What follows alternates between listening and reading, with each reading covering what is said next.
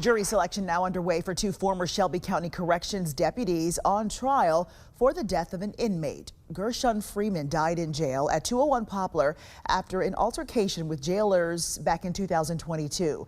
Action News 5's Imani Williams was inside the courtroom for the trial all day today. She joins us live from 201 Poplar. Imani, we understand it could take a while to seat a jury, right?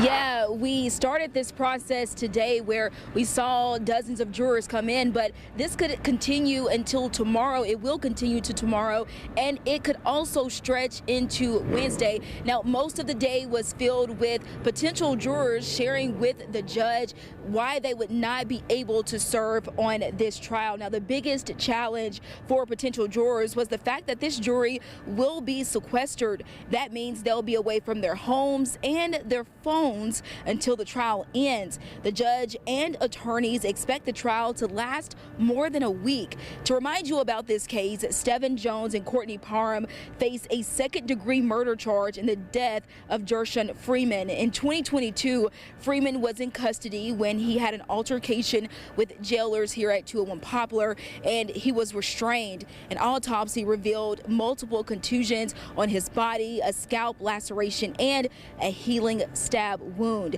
His death was ruled a homicide, and so video will be a vital part of this trial. Before jurors were let into the courtroom today, we heard from the defense, and they said that they had concerns that there was a portion of surveillance video that was not available, and they said that would be key in their case. Well, those two former jailers, they were in the courtroom today with their attorneys.